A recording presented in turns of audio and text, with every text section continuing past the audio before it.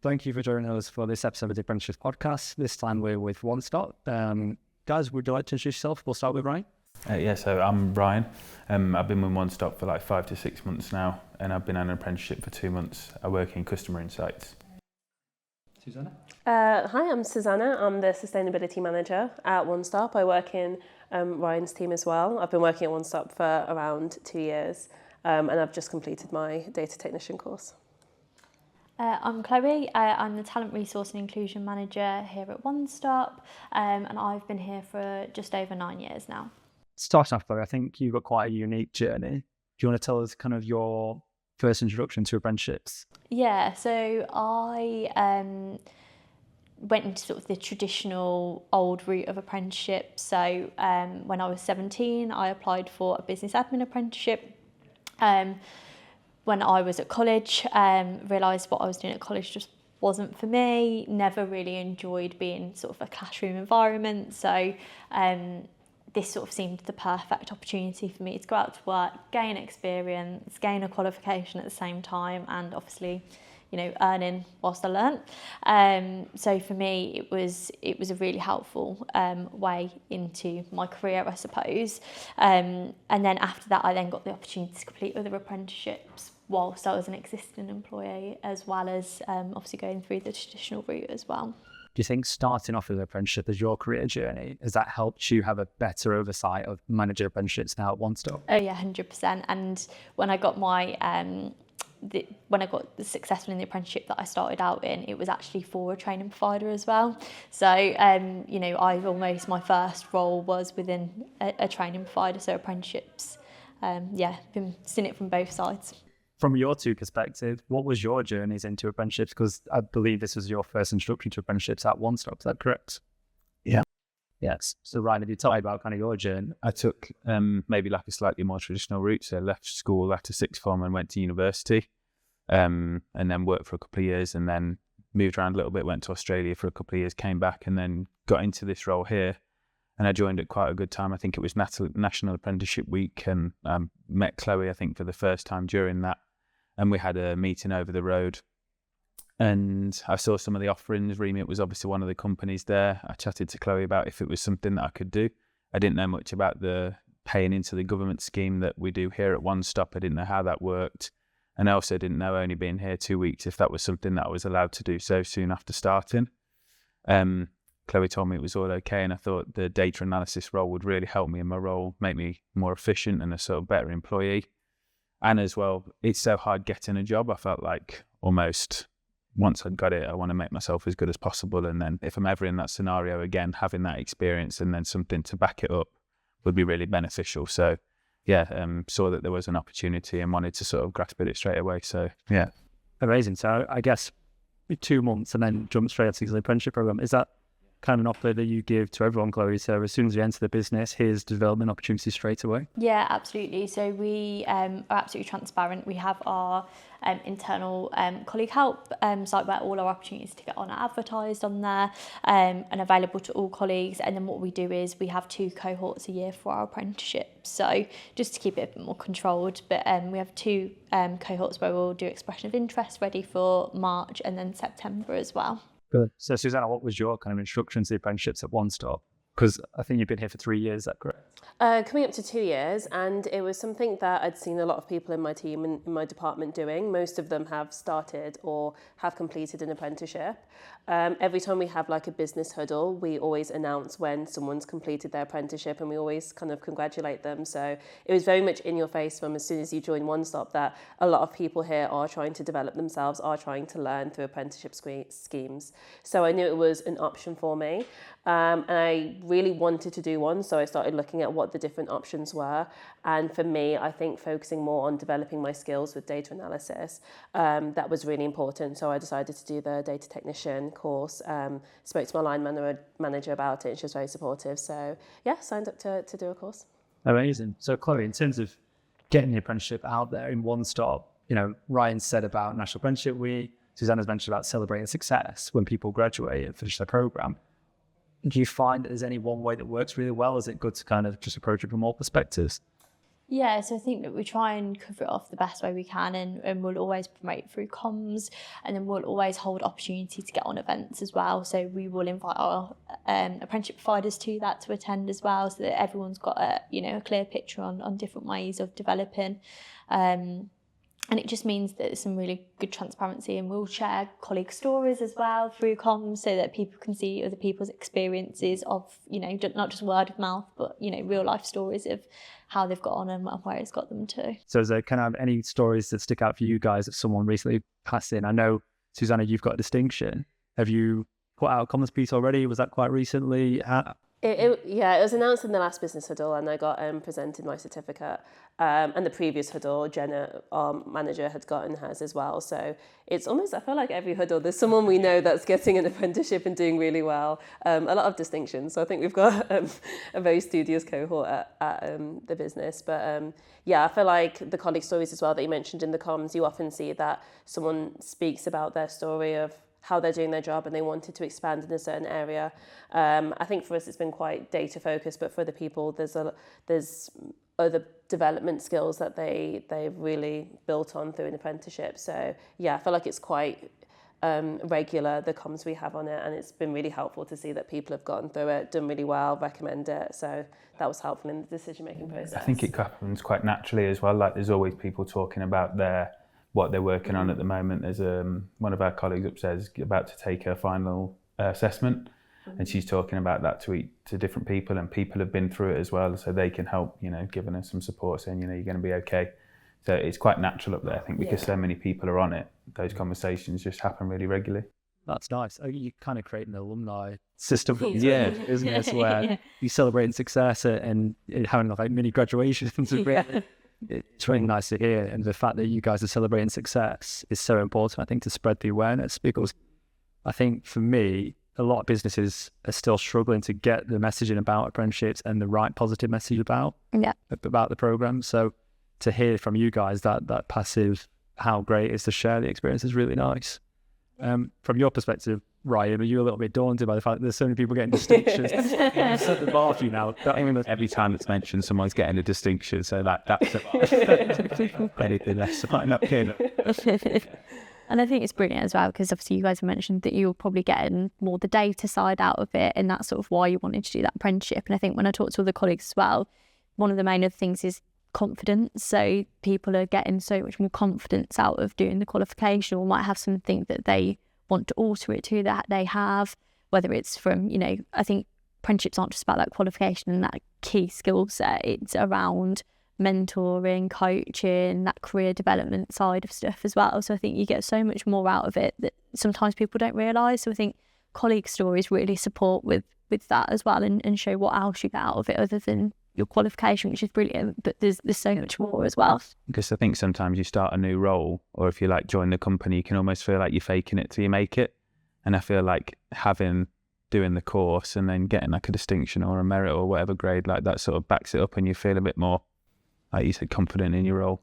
I think, going back to what we said earlier, that initial investment in you straight away, even though you've only been in the business for 2 months, probably not even past probation. Yeah. Well, they thought, Ryan seems great. That's a conversation we had actually, wasn't it? Yeah. And it's the right thing, if it's the right thing for the right person, then I think, I think some people have to wait years for development, and the fact you've been given it straight away, how is that different to where you worked previously? Well, I did work at a previous role that was more of like a business support, managing an IT system, and there I did a business analysis course, and that was through an external provider as well.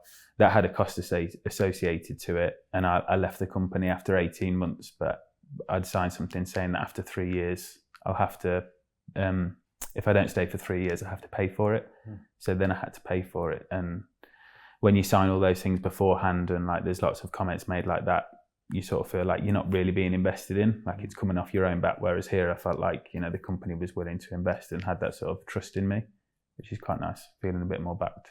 Is that part of the company's message, invest in the people, develop with it and tell them? Yeah, absolutely. I think we're really big on, supporting colleagues through development and having those different opportunities. And I think whether that's apprenticeships or our development programs, graduate schemes, whatever that is, it's got to be what's right for that person, or whether it might just be a mentoring or a common opportunity, whatever that is, we're really keen on making sure that people have got the right ways to develop and, that's right for them. Yeah, brilliant. I think a really good point for you guys is, and what I really want to talk about, with One Stop being a retail business, why is data so important? We're at head office at the moment, but I guess 90% of what you guys impact retail stores. So, and that could be just numbers on a spreadsheet. How important is it that the data is correct and that you guys are managing the data properly from your perspective?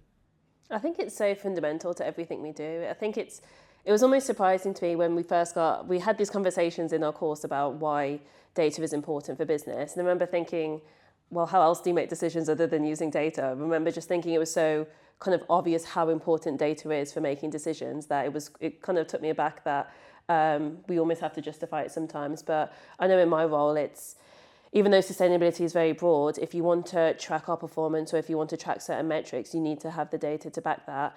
And I think in terms of making sure that the outputs you have and the things you're saying are true, you have to have handled data in the appropriate way.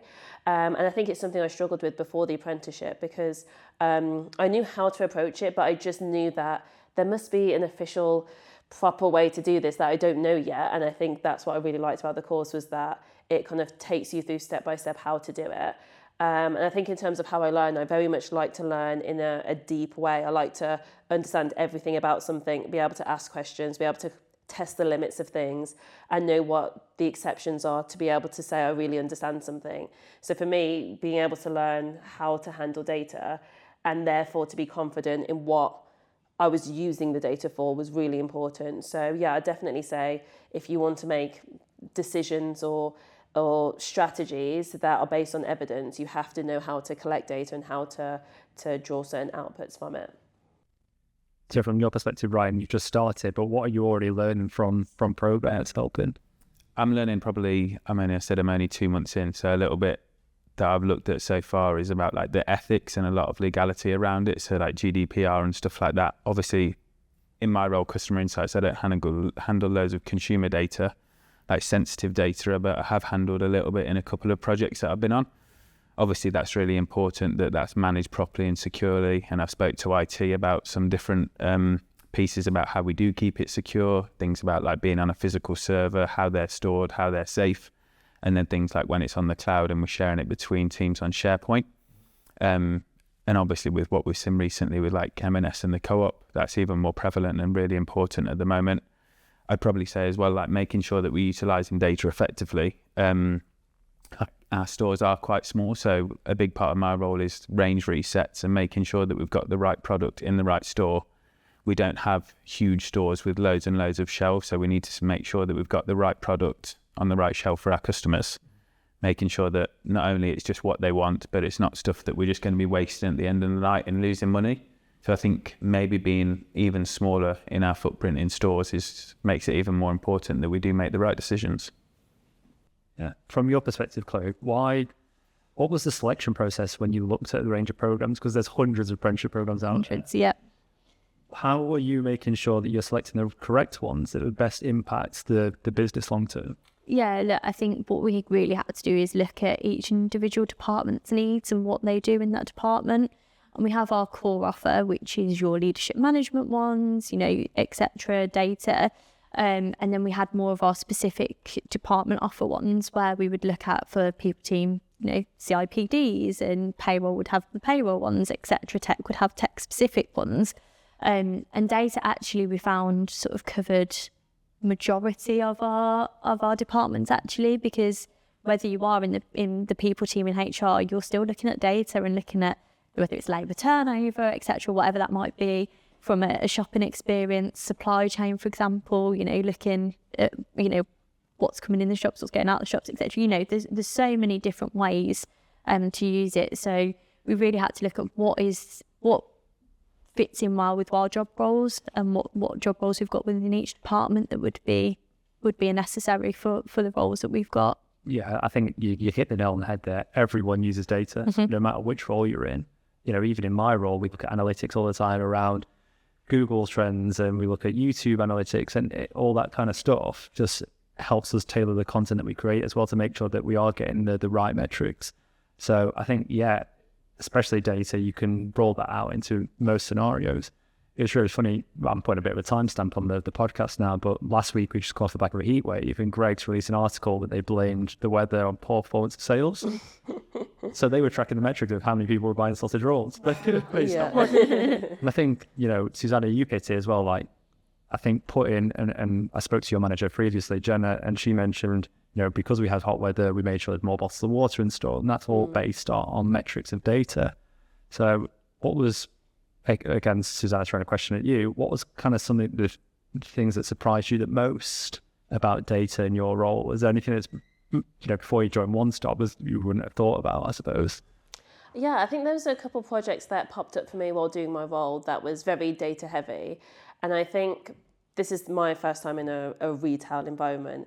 And I think sometimes when you're on the outside, you assume that some sort of magical computer system collects all the data, makes it clean, has all these outputs, and that you don't really have to do too much to it. So I think coming into a business and working in an organization, you realize that a lot of things are manual and that you do need to know where to look or who to ask, and you do need to make sure that data is contextualized. So I think I was surprised how much needs to be done by an individual. And then within my role, there's some of the things I look at. For example, you might not think that kind of healthy choices in stores is a sustainability project, but within our sustainability strategy, we look at trying to improve how much healthy products we put in the stores. And a simple thing of trying to figure out, well, what percentage of the food and drink we sell is healthy is something that you do need to kind of have a methodology, have a metric you're comparing, collecting the data, and then figuring out what the percentage is. So that's something that I was working on when I started the apprenticeship. And it's something that I did ask my tutor a lot about to try and figure out the best way to go about it. So yeah, I think I was mainly surprised about how much involvement my role would have in data and then what that would look like. But it's been a really good challenge to get stuck into and to figure out how to approach. But from your perspective, Ryan, what's kind of surprised you in the past 3 months? It'd probably just be how much insights you can get from like really raw chunks of data. My line manager, Jen, has been really good sort of teaching me how she figures things out. And one of the things was just keep asking why. So like drilling down into the data, if we see a change in something, why is that happening? And looking at things like external factors, like you said about the sausage rolls at Greg's, or like how weather can influence things, events that are going on like Women's World Cup or things like that. Yeah, I think it's just mind-blowing the fact how much data we process, and it's only become more as everything becomes more digital. I suppose we have to adapt, and by implementing the digital and data-based apprenticeship, One Stop and making sure they're ahead, was that kind of a thought process that you had, a conversation with your line manager, your people above, or was it a struggle or quite seamless in transition? No, I think, look, again, we know data covers everywhere, so when it was on the list and we were going through that selection of what is right for each department, it's almost a bit of a no-brainer, I suppose, because we knew that it covered lots of different job roles, and we know that data is an essential, to do run of the business, set our strategies, and do our job. So yeah, it was always going to be on the list. So I'm from Remit. How has Remit supported you in the implementation? So obviously we manage the leadership program with you. We do the data ones. How has Remit helped incorporate the? So Remit have been brilliant. We are really fortunate to have Joga as our account manager, and from the moment we onboarded and sort of went through that selection period of going, right, who's right for our business, etc. We knew that Remit sort of aligned with how passionate we were and what we wanted for our business, and we knew that the sort of values aligned in terms of making sure everything's right for our learners and our employers, and that they would be able to deliver that in the way that was right for us. Brilliant. I think it was 300 plus learners you've had to go through the program. Yeah. What were some of the teething pains and how have you overcome them to implement the program as it is today? Yeah, I think in 2024 in January we when I say we sort of have our department offers now set in stone, or not, we can change them, but we almost had more of a defined list that was available for each department. And before that, we probably had a handful, and I'm talking we probably had sort of the leadership and management ones really available and the odd ad hoc one here and there. So having these more defined lists of what is available for colleagues is really, really helpful. And it just means that we can continuously change those lists. What is right for our business? Is there anything missing that we now need to add in, etc. as well? So we can constantly review it, but definitely having more defined and having those set cohorts each year really help with keeping us on track and keeping things moving. So was it always a 2 cohort structure? January 2024, I introduced, I went into the role end of 2023. So I sort of looked in terms of how is apprenticeships currently set up and how do we want to sort of transform that and make sure we've got some more opportunities for colleagues to develop. Brilliant. And from probably more so Susanna, what was kind of a personal challenge you face throughout the programme? Because we all know it's not always smooth sailing. And how do you overcome them challenges? Maybe Ryan was like this from the start. I think, to be honest, I don't want to like sugarcoat everything, but I think it was pretty good the whole time. I don't think I faced any particular challenges. I think probably the main challenge is always time management whenever you're taking on additional things outside of your role. I think sometimes with the assessments, if you're not proactive and you don't plan ahead, they can sometimes come around and all of a sudden you have to do a big assessment, a big assignment. So I think as long as you're proactive, which you already are, so I feel like you're not going to struggle with that either. As long as you're proactive and you plan things in, that everything's quite manageable. And I think as long as you're also comfortable with your tutor and asking for help. So whenever I struggled on something, I felt very comfortable to reach out to my tutor for help. And if I struggled with managing assignment deadlines, I was able to speak to my line manager about it as well. So I think just being aware that it is a time commitment and planning ahead and making sure you're having open conversations with your tutor and your line manager, I think everything's very manageable, to be honest. Yeah.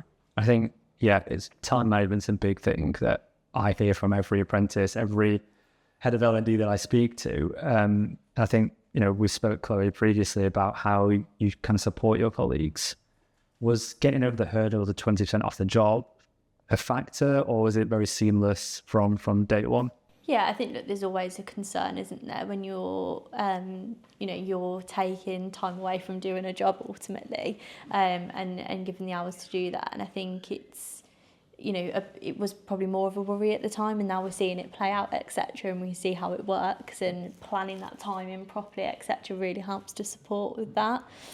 So do you guys feel like even though you take maybe 6 hours out of the week, you still feel like you add the same value because you're picking up new skills that you can implement back into the business, or do you feel like that's just time wasted focusing on the studies? No, I think definitely for me it's I always try to focus the content around, okay, well, how am I going to apply that in what I do? So for me, it was very much like almost getting kind of just very specific time to focus on how to do what I'm doing and do it very well. So it was quite easy to integrate it into my life, and it felt like, okay, this is time to step away from Teams, step away from checking on my emails and just focus really deeply on figuring something out. So for me, it was very nice to just safeguard that time to figure stuff out and then be able to apply it to my job. Yeah, I think obviously you are taking those 6 hours away a week, but you're making yourself a better employee for the company. So while maybe there's a bit of short-term loss at that moment in time, as you go through your career here, I think you're going to be like a more efficient employee and a more valuable asset. So I think in the long run, it's going to help the company, I would hope. Absolutely. From your perspective, Susanna, was there a light bulb moment where you thought, I learned that in the apprenticeship and you've just done it at work? Was there that moment at all? Or? I think it's happened quite a few times where I'm trying to figure something out and I just think, what would my tutor do? And it helps me figure out how to approach it. So it often happens when I'm analysing things in Excel. And one of the add-ons we learned how to use was called Power Query, and it's like it has more processing capability than Excel. And now it's just my go-to of, okay, I need to clean something or I need to analyse it, I go straight to that. So it's fundamentally changed how I approach doing projects. And I feel like I have all those realizations all the time now, pretty much, yeah. I guess, Ryan, you had your light bulb moment yet, or was it? Probably not a light bulb, maybe just a light bulb flicker, but lots of the stuff that I picked up from Ian, some of the most valuable stuff is, as he's doing something or showing me something, he quite often just does something really quick and has a little shortcut for it. And I'll be like, how did you just do that? What was that? And he'll then explain it to me. And I feel like those are really valuable little things. I've done a little bit recently of merging data and merging data sets. So that's coming quite useful recently, like pivot tables and things like that. But yeah, slowly coming there. Our DCs are brilliant development coaches. because we always make sure we select them from industry, so they are experts in their field. And I think, again, you both mentioned how great your development coaches are. I think that's fundamentally important to make sure that they can deliver them skill sets to you properly, so that you're efficient in your job and you are actually taking learning to weight. From your perspective, Chloe, have you seen progression within people doing their apprenticeships? Have they gone on to promotions? What's the major difference that you've seen from people on program? Absolutely. So we've seen multiple different scenarios, whether that is a promotion to the next role, or whether actually it's the sideways moves that they've then gone into that's given them the breadth. But apprenticeships have absolutely helped support with lots of those development moves across the business. So, Chloe, you don't recruit external apprenticeships at the minute. Would you ever do that? Was that an option possibly long term? Potentially long term. It's something that we're starting out in our stores in September, actually. So we are launching our Stronger Starts programme out in our stores from September. We've got 10 places. So we will be the first time we're sort of doing that into the business at the moment. So with in-situ learners, you're obviously giving the opportunity to people that can re-enter learning. Have you noticed that there's a bit of hesitation to start with because people might have not been in education for 10 years, then entering an apprenticeship? What's been kind of any hurdles that you've had to overcome? Yeah, I think some of the hurdles are around, breaking down some of those barriers, whether it's I'm too old to do an apprenticeship, or, I don't have qualifications already, so I can't do them, etc. So I think they're really key ones where we go, apprenticeships are for all. There's always something out there for everyone, no matter your age or background, etc. And as long as you've not got a qualification already within the apprenticeship you want to do, then you usually are going to be eligible for it. So I think, for me, it's really helpful that we can absolutely showcase some of that stuff, again, whether it's through colleague stories, whether it's through our communications to say, different events. National Apprenticeship Week, we will always have sort of a theme for each day, so we can go into the detail in terms of what that means, and really sort of try and break some of those barriers down. Brilliant. So when was, for both of you now, when was the last time you were in education, and was there any hesitations about entering education again after such a rate?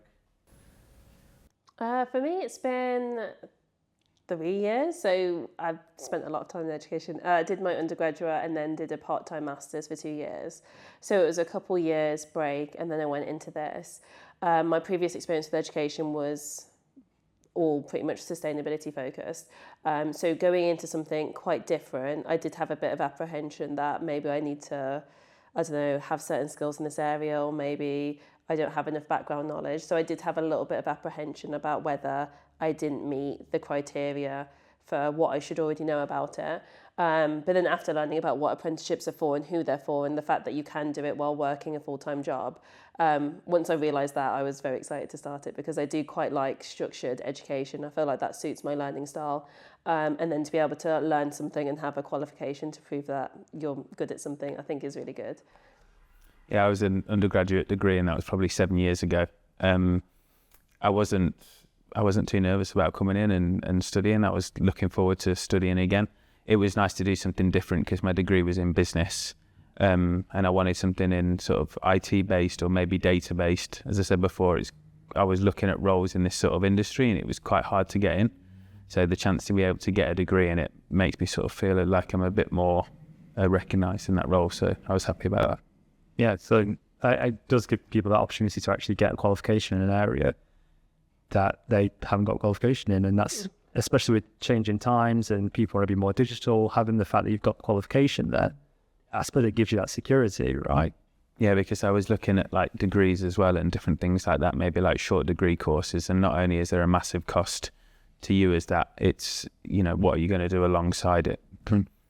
I suppose that's a good thing about the apprenticeship levy. When it was introduced, it gives employers, although it's seen as quite daunting, a lot of people don't spend a lot of the levy pot, but it has opened up new opportunities that just weren't there. So I think from your perspective, Chloe, doing an apprenticeship, was it 13 years ago now? 13 years ago. How has the landscape changed from 13 years to how it is now? Yeah, it's changed massively. I think, it's not just 16 to 18-year-olds that are stepping into that role and applying for that apprenticeship.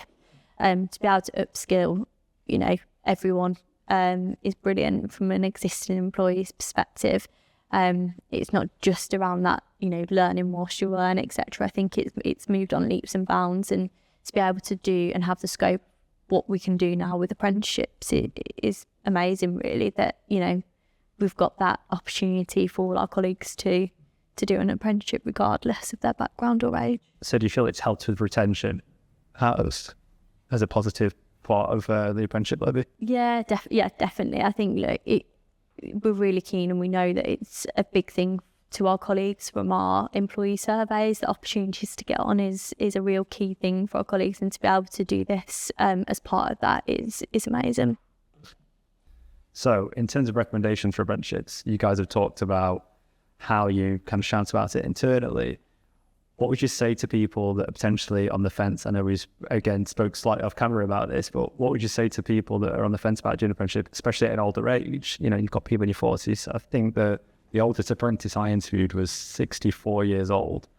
So it's amazing that it gives people that opportunity. But if they're on the fence, again, because of age maybe, or past learnings or past educational experiences, I think this is open to all of you. What would you say to someone that's thinking about doing apprenticeships? Chloe, we'll start with you. Yeah, I think, it's an absolute great opportunity to be able to not only gain a qualification, but again, going back to building skills and capability and that confidence, etc. I think you get so much out of it, not just, that qualification at the end, but which is a great achievement. And I think just personally, you get so much out of it. Yeah, I think I'd say don't let misconceptions steer you away from something. I think open up to understanding what apprenticeships are and how it can work in your life. I think if you're having open conversations and you're seeking advice from people who've been there and done that, it can help demystify the process. And I think, as long as you're having the conversations with your line manager and you know that you have the time to do it and you're ready and willing to learn something and challenge yourself a little bit, it's a great opportunity and it should really be considered. Yeah, I think it's a really good chance to push yourself and challenge yourself. It's always nice when you achieve something, you get that intrinsic reward from doing something, and I think this is something that definitely does that. Yeah, great. And what soft skills do you gain more on program? Because I'm sure you gain more than just stuff on the job. There's multiple learnings from a program. What are kind of some of the core soft skills that you'll pick up from enrolling? I suppose they're quite generic across multiple, not just data or leadership. From your perspective, Chloe, what can people gain from being on program? So look, I think you can gain lots of different things. I think whether that again comes down to career development discussions and around how to support them and looking longer term at what your aspirations are.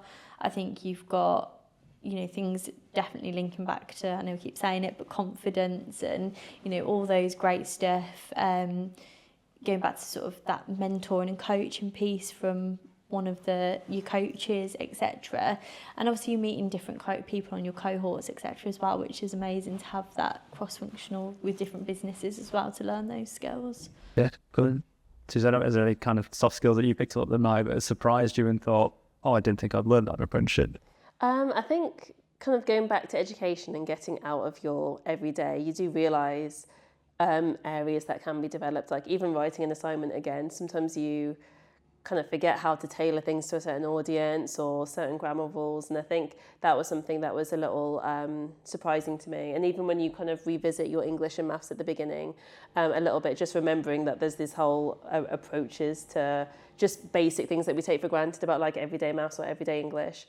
And then I think also just being able to put yourself out there and ask for questions and admit when you don't know something. I think that's something I've kind of trained myself to get much better at. That if I don't know something, I'll say, I don't know it, can you please explain it to me? Because other people know far more than I do in a lot of areas. So I think just practicing that humility and being willing to ask questions is really a good thing to practice. I think I'm obviously quite far away, but I think towards your endpoint assessment, having to do a sort of presentation and then answer questions and feedback and deliver on those answers, I think that's a really good skill, like that communication and working on that. Susanna, what was your endpoint? What was your final project on? So the endpoint assessment was kind of like an exam, so I had to share screen whilst I kind of analysed a data set and then drew some outputs as well. And I had a few issues with my computer. My computer goes very slowly when I'm sharing screen on Teams and trying to download files. But even just being able to like remain calm, not freak out because I was 10 minutes into my exam and it wasn't loading. So yeah, just being able to like conduct yourself. And I haven't done an exam. Even with university, I never did exams. It was just assignments, submitting them. So having to prepare that on the day, that's what matters, and how to perform on the day. So that was a different way of preparing that I haven't done since sixth form. So yeah, it was a new way of doing things. And I think it also makes you realise that you've really learned something. I think sometimes exams or quizzes can be quite, what have you memorised? But the way that the exam was structured, it made you rely on the skills of, you'll get a data set, you don't know what it's going to be. You need to be confident that you know how to clean certain things, and you know how to merge files, and you know how to draw outputs and create a graph and present it back. It made me feel that actually I don't need to stress about the preparation because I've learned these things. So I have the skills and there's nothing more I need to cram last minute, because I genuinely have learned how to do the things they're testing me on in the endpoint assessment. So yeah, I think it went, I was quite happy with how it went. And even though I was stressed about it at the very beginning, when you don't know much about what it's going to be, you realise that actually most of the things you learn along the way, and it's not that scary once you get there. Yeah. How many skills did you have before enrolling onto the program? Or was this all new learning? All the skills of like data analysis was new learning. I used Excel here and there, but all of them were new skills. I mean, I knew how to make like a graph when the data set was there, but like I wouldn't know how to build the data set and make sure it's clean to then be able to draw the output. So that was all new learnings. You've got a great kind of footprint for what to expect, I suppose. You could help each other out in that. Yeah. What support was there? I feel like I'm asking Susanna a lot of questions. What support was there from Remit's perspective to help you get ready for your endpoint assessment?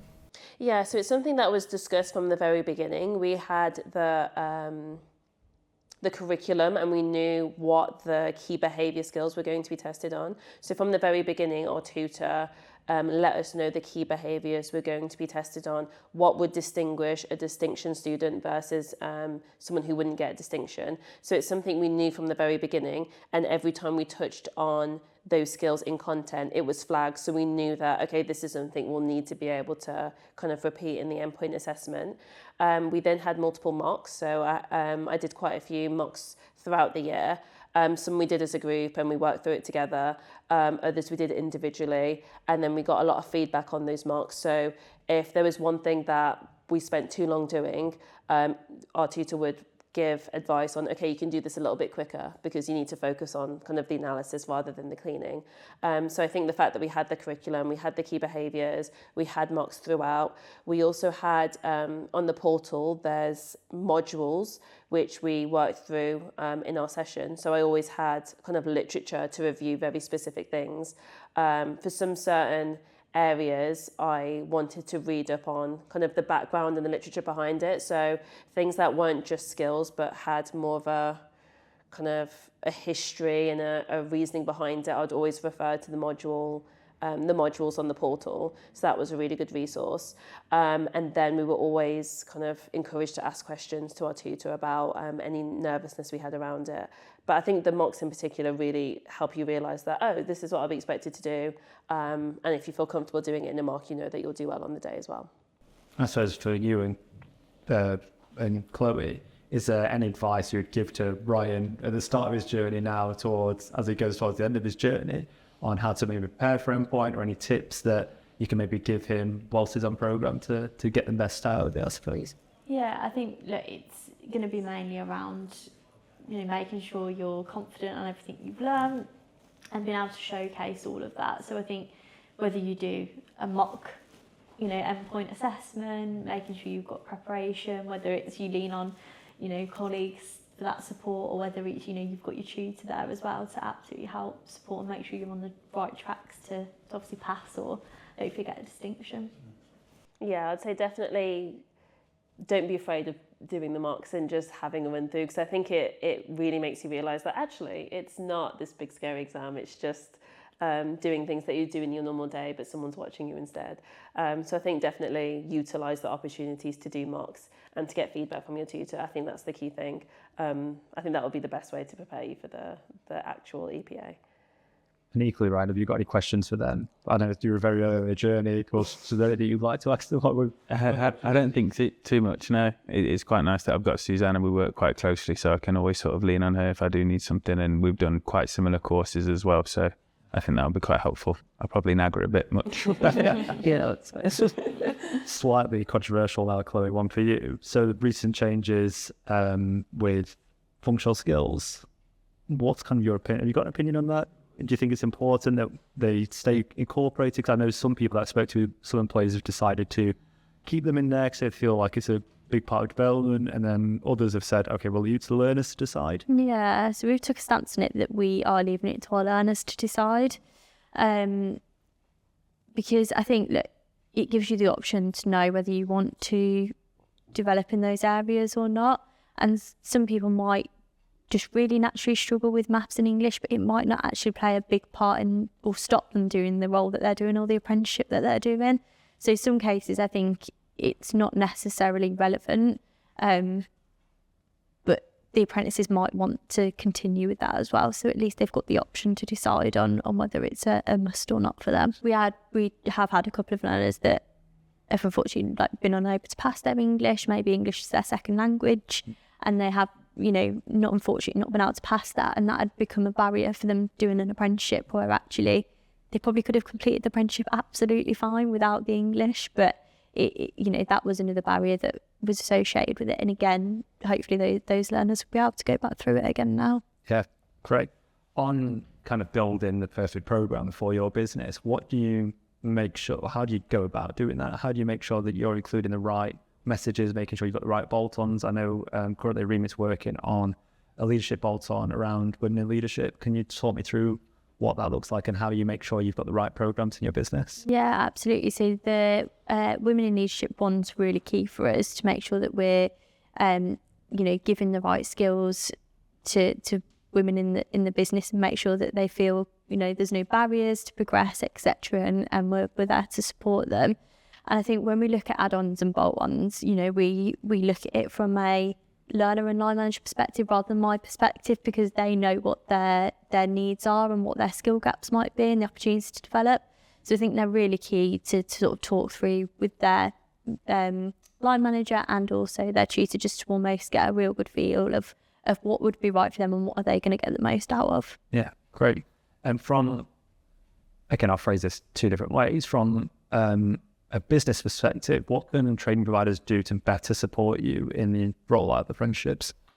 Yeah, I think that it's really key to understand what are the business needs, what are the learners' needs, and what are they going to get the best out of it, really, and how we're going to support them.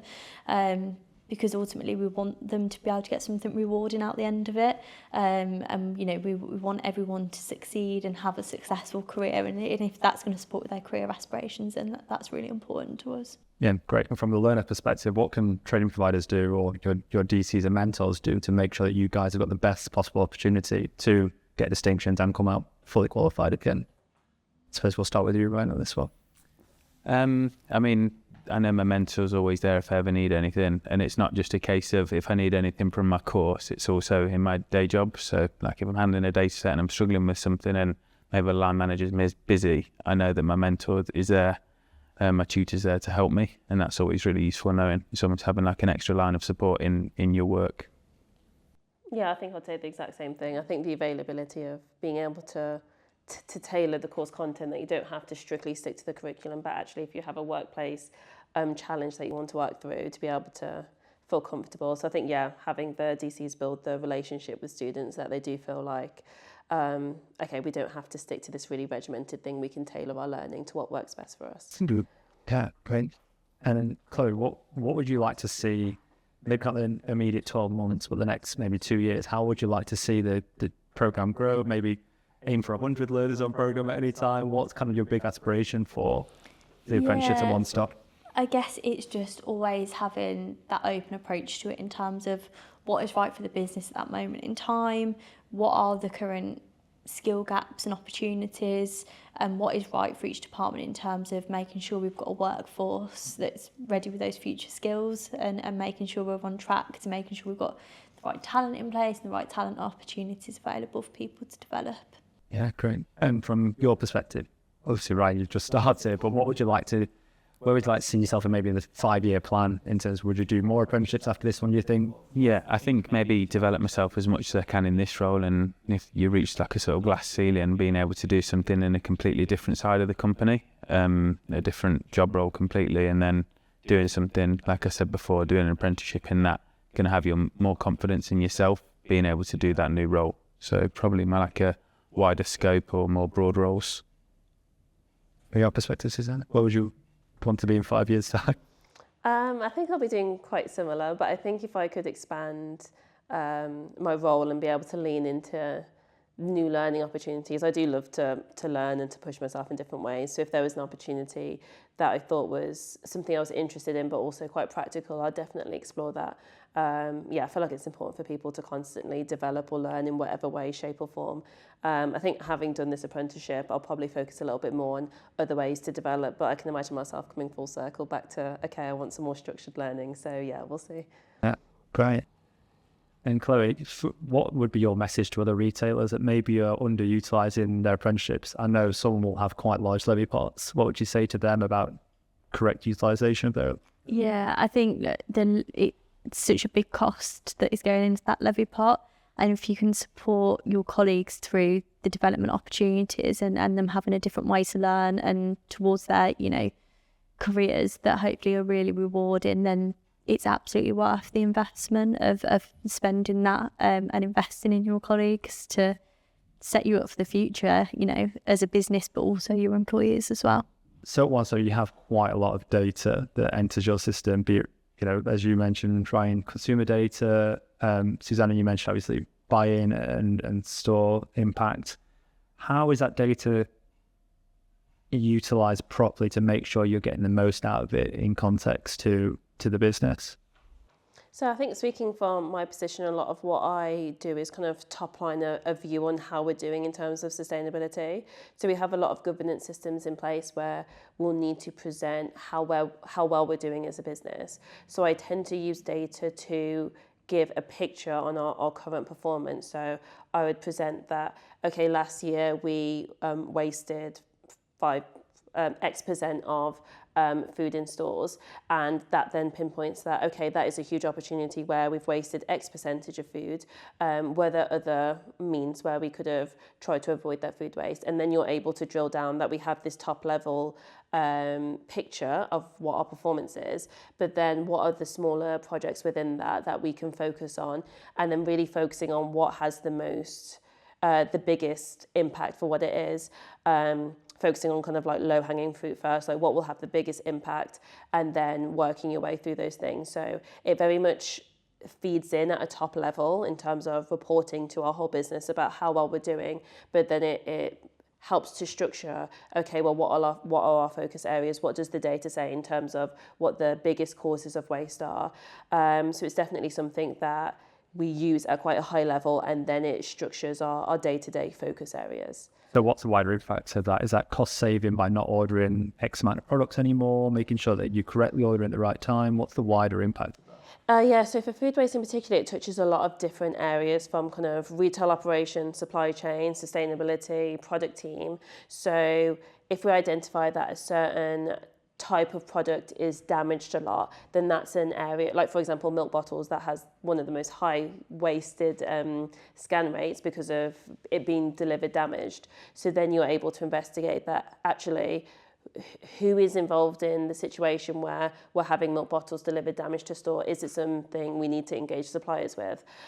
Equally, you can also see that maybe there's been a range reset and we've had a new product, but actually it doesn't sell very well, and that means our soft drink waste sales have our soft drink waste figures have gone up. So then you're able to then informally see that, what business decisions are we making that is causing these spikes in waste? Even something like Halloween, one of the most kind of biggest impacts on waste in any supermarket would be pumpkins at Halloween. So just being able to know that in the future, actually, do we have to order so many if constantly every year this is driving our high waste figures?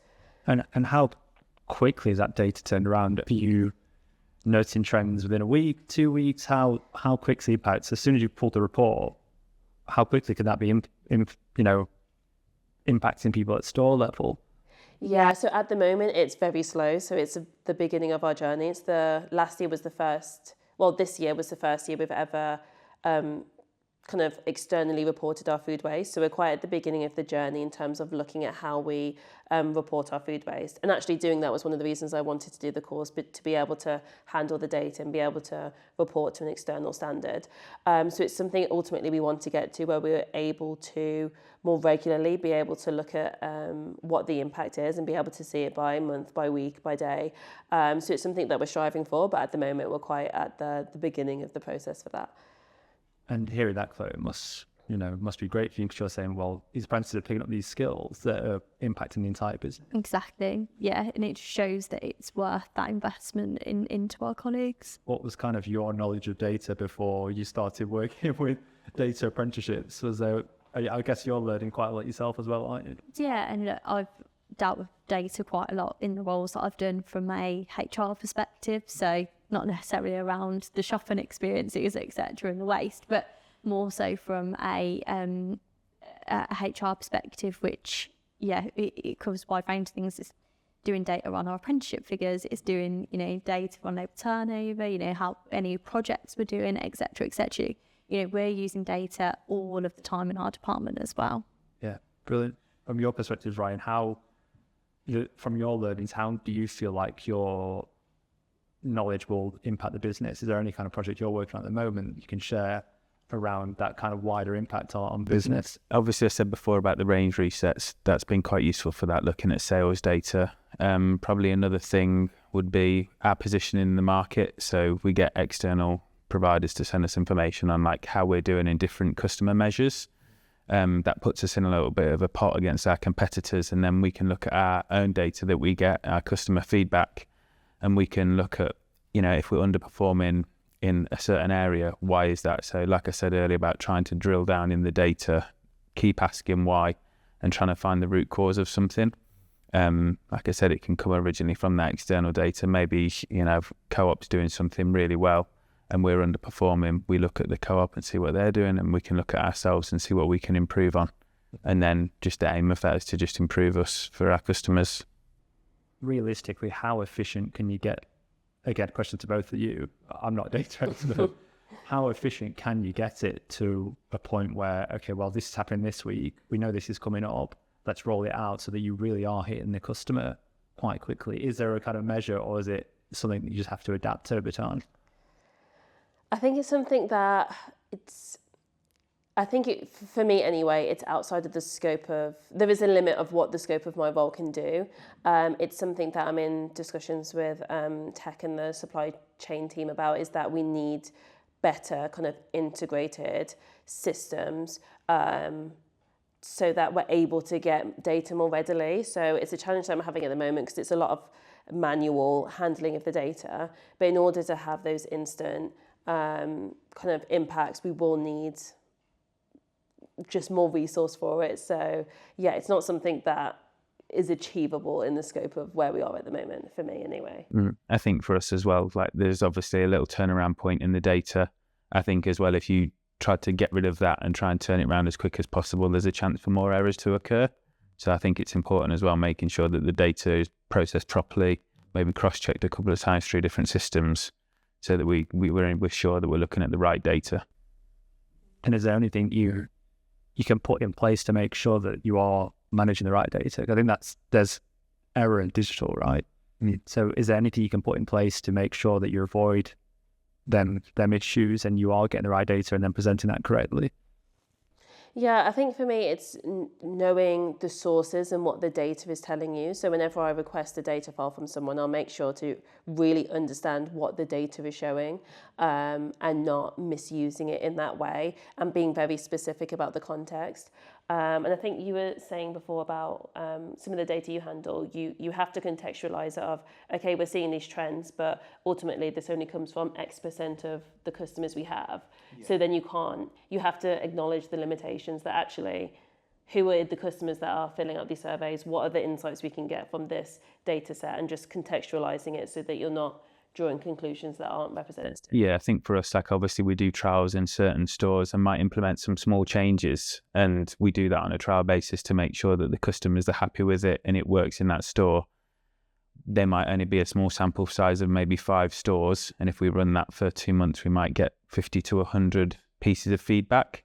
That's not really representative of the data, so we have to make sure that we're taking it with a pinch of salt, and we don't just say, yeah, they're really happy with it, let's put it in all of our stores, because that might not work. We always have to ensure that we take into account the sample size we're looking at. Yeah, does it not make you slightly nervous that you've got all this? I suppose data misuse is a big term, right? Yeah. And people misuse data all the time. We see it why GDPR was introduced. Do you ever get slightly nervous managing all this data and the fact that you've got such a much volume coming in? Yeah, I was always nervous about it. And again, which is why I did the apprenticeship, because I was like, I'm handling this data and I'm doing these things, but I haven't been trained on it. And I don't, I'm someone who very much, I need to be able to really confidently say something if I'm going to say it. I don't like having any apprehension or feeling any doubt about it. And I think particularly when you're on quite a small team, so the only people directly working on sustainability in my team is me and Jenna, my line manager. So when you have quite a small resource team and it's reliant on very few people, you want to make sure that you're just really checking for every instance of human error and trying to eliminate as much direct manipulation of the data as possible, and making sure the systems are in place that it can naturally update and it doesn't require too much manipulation. So yeah, it's something I've always been a bit apprehensive of. I'm still apprehensive of it now. And obviously we see lots of examples of when businesses get it wrong and the consequences of that. So it's definitely something I'm more aware of now. And even when I hear new things that quote data in the news, I'm always like, yeah, but how did you get that? What is that actually saying?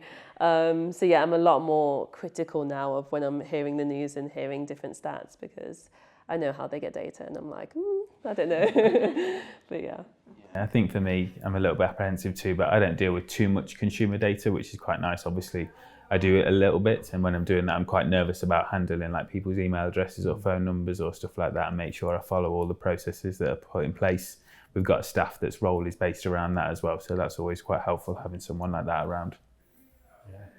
I think that's really interesting insight. You didn't feel confident because you weren't trained on it, Yeah. so you did the apprenticeship for that reason.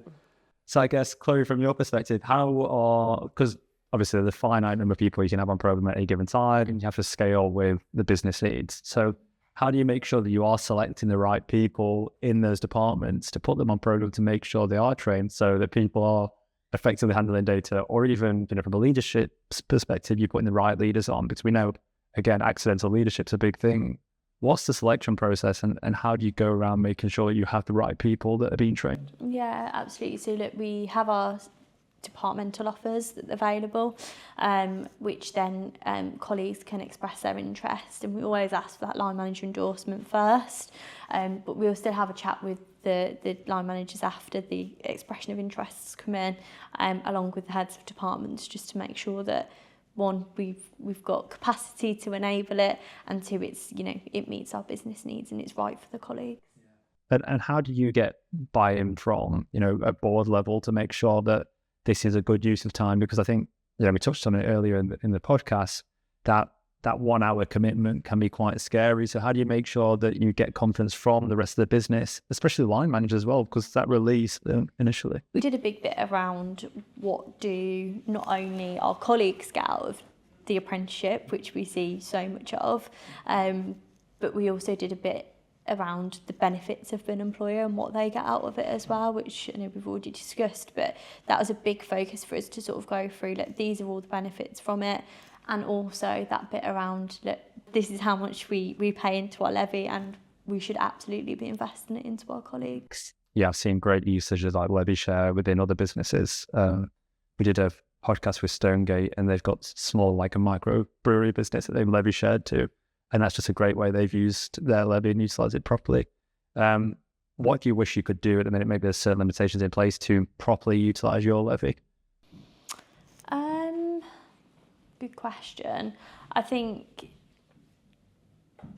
look, it would be great to be able to invest in more places. We know that, one from a business requirement need, etc., and being able to do what we can within the business without it becoming too much. We've still got our plans to deliver and priorities as well. But also I think it's, it would be great to sort of look in the future in terms of how do we bring more people in on apprenticeship as well as not just existing employers as well in the future. Yeah, great. So in your head, how would you integrate the strategic plan for apprenticeships within the needs of the business in terms of growth? Because I'm sure you started with small numbers and now you're increasing year on year on how many apprentices you bring in. How do you work with the rest of the business to make sure that both strategic plans align? So I think sometimes it could be a difficult hurdle because in your head you want to develop everyone, right? Yeah. So how do you work with the business to make sure that the needs are met? Yeah, and I think that we review regularly the offers that we have available for each area of the business to make sure it's the right offer that is available, and that's when we review around what are the needs, have we got the right offer in place, do we need to take anything away or add anything in, and we absolutely have the scope to do that, or go out and explore what else is out there that can fill those business needs. Yeah, great. From your two perspectives, do you wish you did an apprenticeship sooner? I don't think you could have done it much sooner. And day one. I think mine came at a really good time. I think, I was glad to be able to utilise it quite early on. I kind of miss it now that it's gone. Yeah. There's always more. I think for me, one nice thing that I spoke to Chloe a little bit about as well is I started my role and basically went straight into my apprenticeship. So I hadn't had 5 days a week, being able to fit in all my work and then having to adjust and shift that all down to 4 days a week. So that was quite nice for me, just coming in, having that 5th day a week to start my course and working with that rather than having to change how I work going forward. Yeah, I suppose you're quite fortunate because Susanna and Jenna already had the relationship of how to manage that. Yeah. Was there any teething pains at the start from Jenna's perspective? Was it the first? But I think she did an apprenticeship herself, didn't she? Yeah, and hers was quite an intense one. And I think especially with you coming in and knowing the stuff that you were going to do with data and having me have done a similar course, I think that helped to say, actually, it would be good for you to learn it straight away so that you do feel confident doing what you're doing. So I think the fact that we had a lot of experience within the team meant that we knew that apprenticeships were really beneficial to what we were doing. So I think, it was really fortunate that you were able to utilise it coming in straight away. Because you knew my role, so Susanna could say to me like, it will be really beneficial in your role. We learned about this, we learned about that. I can see how it would help you in your role with what you and Jenna will do. So that was really useful. And from your perspective, Chloe, is there any kind of pushback from some managers around apprenticeships? But I think, as we talked about at the start, there's quite a lot around celebration apprenticeships within the business anyway. So, or do you still find there is some pushback on saying, well, I can't release them for that amount of time? Or if we did it at store level, we'll have this hurdle and this hurdle to overcome? Our store managers are on our rotas within stores and tend to work more one-on-one in our stores, which then becomes more difficult. So any time that we take anyone off the rota, we have to give the money back into store. So that just gives us a little bit of a challenge in terms of being able to then afford the budget to pay that time back. But we have got the programmes out in our retail stores and out in our distribution centres. So it's just around making sure we've got the right people on the right courses. And we talked, you mentioned distribution centres there, and we work with another retailer and have apprenticeships in their distribution centres. And I find it quite fascinating how much data is utilised in that warehouse environment. Are you guys seeing a direct impact from what you do day to day on that as well as the retail stores? I think it's something I touched on a little bit when looking at food waste in terms of it's not something that, the way that they've tracked food waste hasn't been consistent across the distribution centres, and that's something I've tried to help implement with one of the distribution managers so that they start tracking it in a way that I'm able to extrapolate it into what a food waste figure would be. but yeah, there's, I think everywhere you look in the business, there's going to be some sort of data file where they're looking at data or tracking certain things.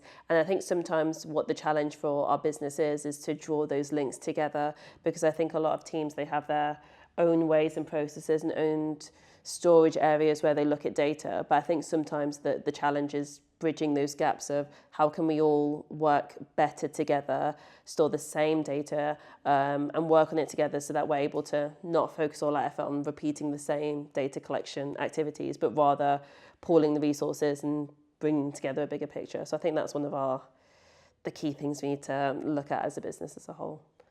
I think for me, data is such a crazy thing to talk about, because you have to remember that there's people and objects at the other end of that. And sometimes you just see it as ones and twos. But how do you kind of detract from making sure that there is still a human element to data? I suppose with AI as well, it's really difficult to kind of disassociate. Is there any kind of process you go around to think actually there is another person at the end of that?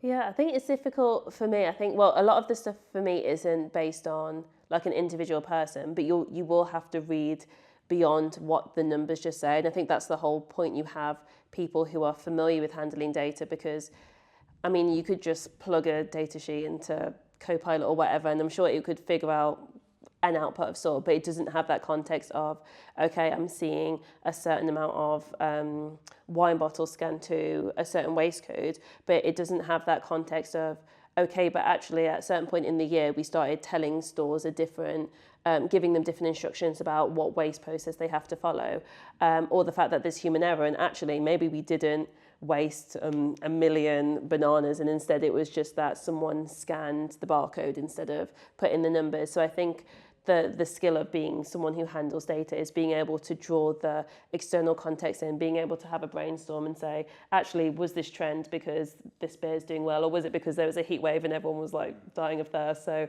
I felt like you need that extra context, and that's where the skill set lies, in bringing everything together to draw the meaning behind it.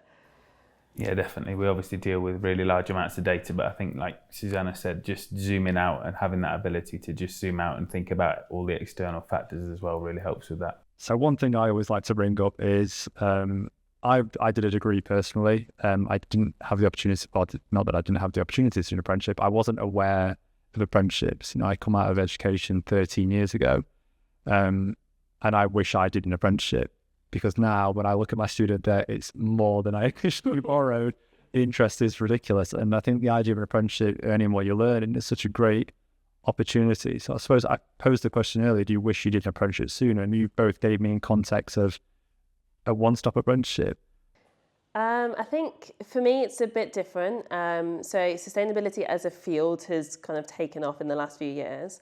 I know that I wouldn't have gotten this job if I didn't have a degree in sustainability. So I think for me, being able to do a sustainability degree was so important in terms of shaping my career. Since I've done my degree quite a few years now, there started to be sustainability apprenticeships, which just didn't exist when I went to university. The course that I did was only the second year it had ever run, and there were very few sustainability courses. So the fact that now we've gotten to the point where there are some sustainability and environmental management apprenticeships, I recommend to people, because I think there's certain industries where you do need a qualification and you do need to be able to prove your knowledge in a certain area, but that doesn't necessarily mean it has to be a degree. It just has to be a qualification. So I think for me at the time, the university degree was the right choice, but I think it's so good now that so many more providers are expanding what they're willing to offer apprenticeships for, because it's such an important way for people to get into a career without having to take on a lot of debt and to be able to learn on the job.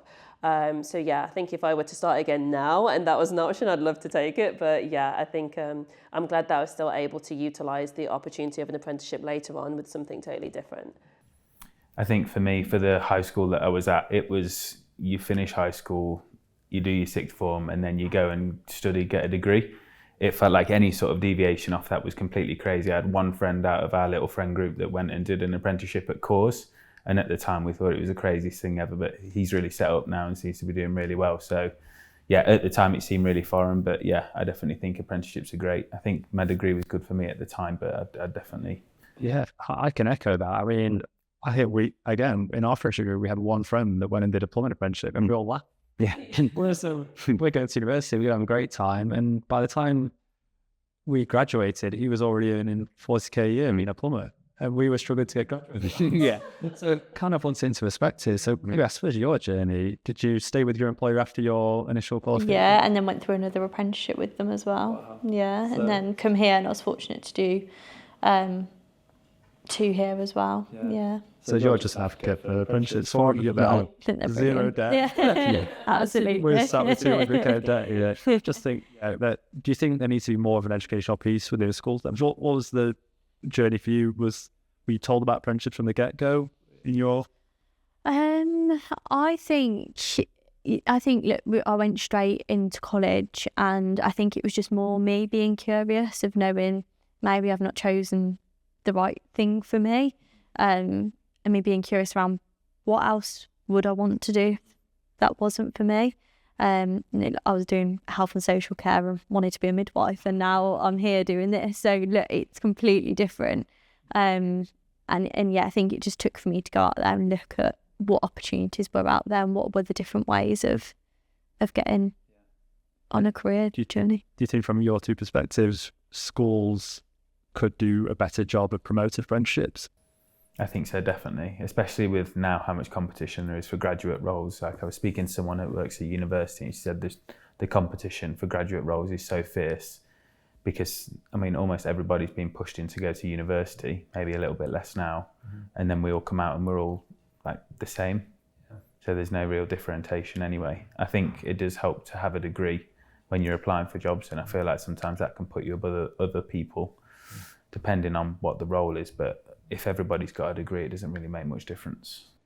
Yeah, that's true. I feel like it needs to be quite a whole system approach. I think schools is definitely one avenue. I also feel like the job market and employers need to be a bit more confident in their hiring practices. I think there's sometimes a barrier where it's either a real barrier or there's a perception that you do need to have a university degree to do something, when in reality most of what someone does you can learn on the job, or you can learn through a different avenue. So I think definitely schools need to encourage it more, but I think businesses need to be open with their hiring practices, and maybe there should be less kind of job adverts that say 2-1 requirement.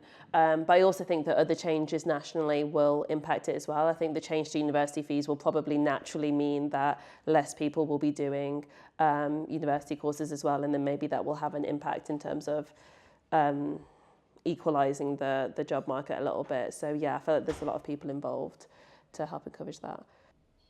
Again, I just didn't know about them. I didn't know what an apprenticeship was. For me, again, we spoke about previously, we thought it was bricklayers, plumbing, and something now, I know the BBC offer a film-based apprenticeship, a TV-based apprenticeship, and that's something for me would have been really great, because it was the soft skills and the skills I picked up on camera, behind camera, that really gets me a job, because people ask for my show reel, they don't ask for my CV or anything else, a certificate. I think in all my time to getting my degree, I think one person asked for it. It's your very first job. But most jobs now want experience anyway. So clearly you were set up perfectly, where you had your qualification, no debt, and you had 2 years under your belt of actual experience. Yeah, absolutely. So again, probably more fitting for you, Susanna. Do you feel like you picked up more skills doing an apprenticeship than you would have doing your degree, because it's actually work-based learning? I think the fact that it's work-based learning does change things, and it's a lot more tailored. I think sometimes university degrees are very structured, and there's a certain way you have to demonstrate that you've learned something. So it's very much more assignment-based and lectures and quite an intense way of studying. So I think learning on the job has been very practical for me. But I would say they're very different styles of learning, and probably wouldn't replace it, just because, especially with sustainability, you do need quite specific knowledge. But I think it would be really interesting to see how sustainability could be taught in an apprenticeship with a little bit of on the job learning as well. No, I think you're absolutely right. I think accessibility and work-based learning is key, and it's such a good thing about apprenticeships, because it is accessible really for anyone, right? We can always find an apprenticeship for most situations.